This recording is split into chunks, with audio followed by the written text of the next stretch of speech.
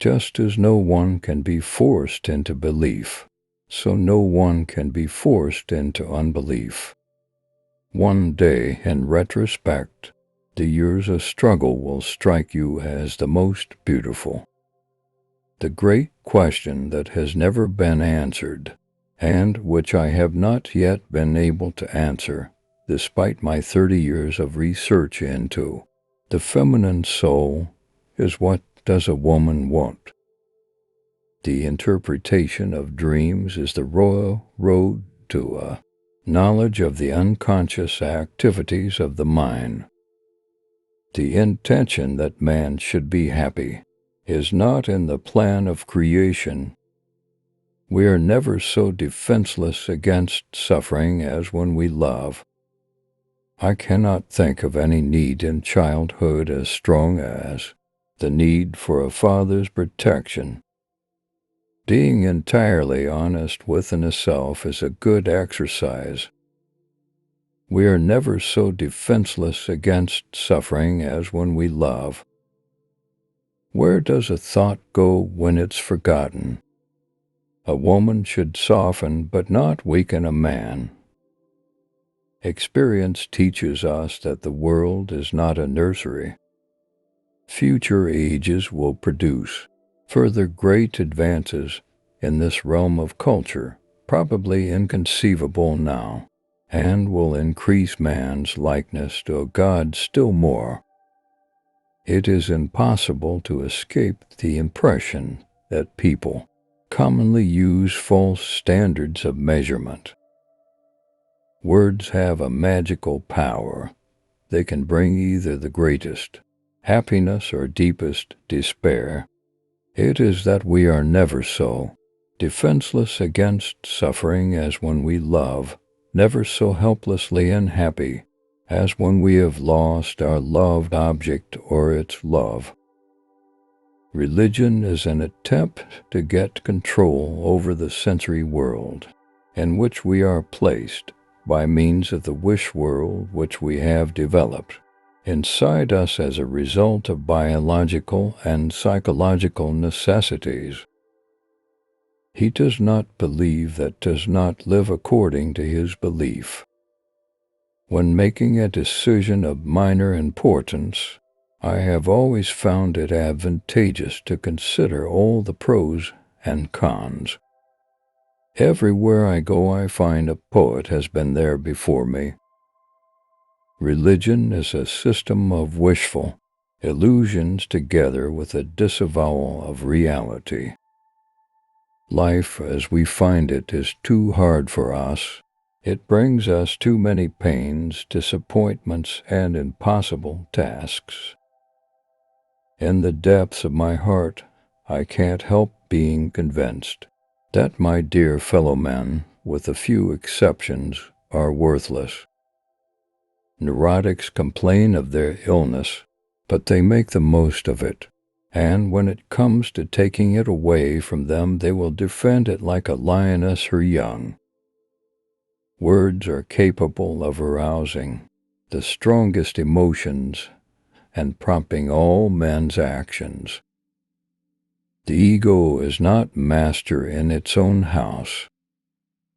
The voice of the intellect is a soft one, but it does not rest until it has gained a hearing. The ego refuses to be distressed by the provocations of reality, to let itself be compelled to suffer. The pleasure of satisfying a savage instinct, undomesticated by the ego, is incomparably much more intense than the one of satisfying a tamed instinct. Where ID was, their ego shall be. In mourning, it is the world which has become poor and empty. In melancholia, it is the ego itself. One might compare the relation of the ego to the ID with that between a rider and his horse. It is easy to see that the ego is that part of the ID which has been modified by the direct influence of the external world. Every normal person, in fact, is only normal on the average. His ego approximates to that of the psychotic in some part or other and to a greater or lesser extent.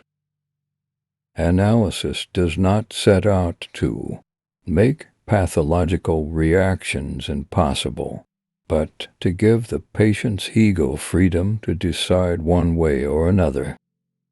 Children are completely egoistic. They feel their needs intensely and strive ruthlessly to satisfy them. The functional importance of the ego is manifested in the fact that normally control over the approaches to motility devolves upon it. Towards the outside, at any rate, the ego seems to maintain clear and sharp lines of demarcation. The poor ego has a still harder time of it. It has to serve three harsh masters, and it has to do its best to reconcile the claims and demands of all three. At the height of being in love, the boundary between ego and object threatens to melt away. The repressed merges into the ID as well, and is merely a part of it. Originally, the ego includes everything. Later, it detaches from itself the external world. There is no doubt that the resistance of the conscious and unconscious ego operates under the sway of the pleasure principle. There is no doubt that the resistance of the conscious and unconscious ego operates under the sway of the pleasure principle. Neurosis is the result of a conflict between the ego and its ID. A transference neurosis corresponds to a conflict between ego and ID. The repressed is only cut off sharply from the ego by the resistances of repression it can communicate with the ego through the ID. The ego feeling we are aware of now is thus only a shrunken vestige of a far more extensive feeling. The ego is first and foremost a bodily ego.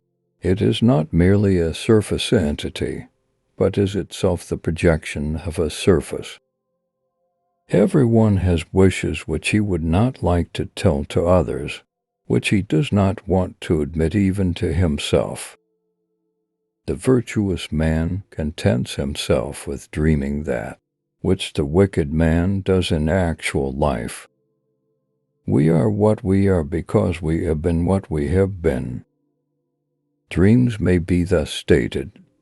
They are concealed realizations of repressed desires.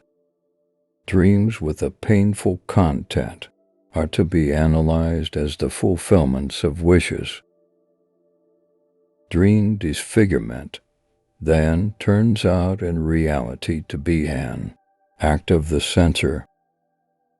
The ideas so far produced are insufficient for the interpretation of the dream. The dream is a sort of substitution for those emotional and intellectual trains of thought. Dreams tell us many an unpleasant biological truth about ourselves, and only very free minds can thrive on such a diet. Self-deception is a plant which withers fast in the pellucid atmosphere of dream investigation. If we subject the content of the dream to analysis, we become aware that the dream fear is no more justified by the dream content than the fear and a phobia is justified by the idea upon which the phobia depends. Being entirely honest with oneself is a good exercise. If youth knew, if age could, love and work are the cornerstones of our humanness. The scope of one's personality is defined by the magnitude of that problem which is capable of driving a person out of his wits. Before you diagnose yourself with depression or low self-esteem, make sure that you're not surrounded by fools. When inspiration does not come to me, I go halfway to meet it. Love and work. Work and love, that's all there is. Unexpressed emotions will never die. They are buried alive and will come forth later in uglier ways. Out of your vulnerabilities will come your strength. Immorality, no less than morality, has at all times found support in religion.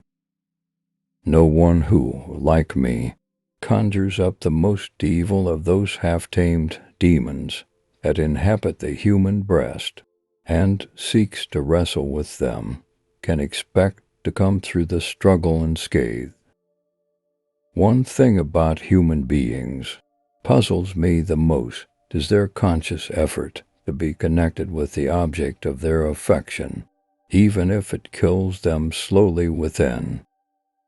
One thing about human beings puzzles me the most is their conscious effort to be connected with the object of their affection, even if it kills them slowly within. Whoever loves becomes humble. Those who love have, so to speak, pawned a part of their narcissism. In the small matters trust the mind, in the large ones, the heart.